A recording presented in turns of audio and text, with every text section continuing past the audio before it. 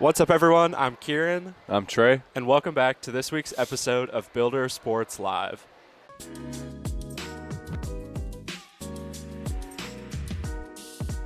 What's up, everyone? Welcome back to Builder Sports Live. As now we go through what's been going on around SC over the last 10 days.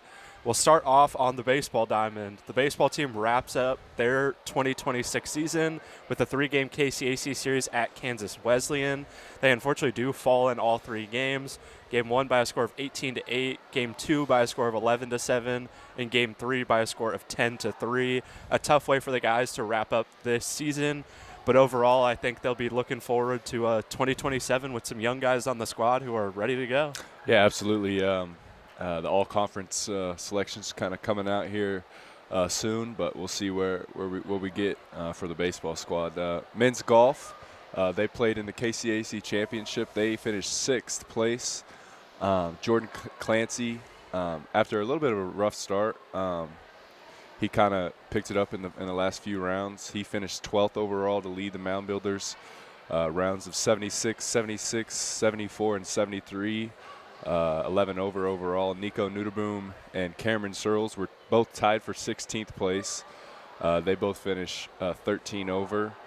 And then on the women's side, they're playing in the KCS Championship right now.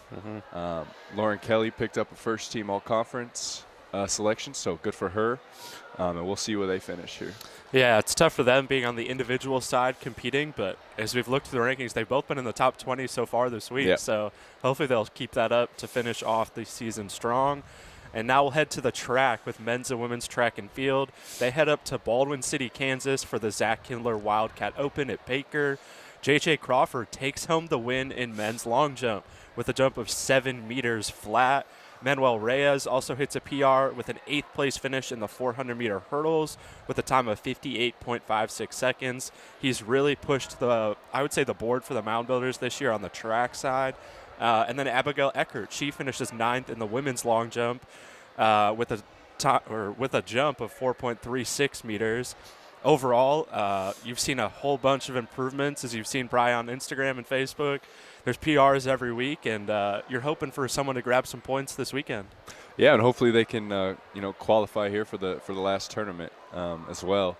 Flag football, they played in the KCAC tournament versus the 3-seed Kansas Wesleyan. They lost 31-19. Valiant effort, I think, for the Lady Moundbuilders. And I know, the flag team's kind of looking ahead with the new head coach, Connor Chaney. So yeah, it'll be exciting to see where that whole team ends up next year. Yeah. You'll see a very new squad, but I think there's a lot of potential from what we've seen so far for this team moving forward. Absolutely.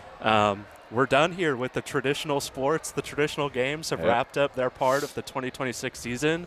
Got track left and a little women's golf, but otherwise it's almost summer break. We're almost there. It's been a fun year. We had a lot of fun, covering the sports, putting on, the game day lives, courtside countdowns, Builder Sports Live. I don't know how many episodes we've had. I don't even know. I think it's episode 31 now, so we're getting along. Yeah.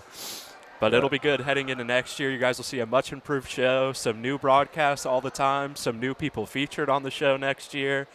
But we're going to head over to Kurt Caden for a little time with women's soccer and seeing how their spring sessions have been so far in 2026.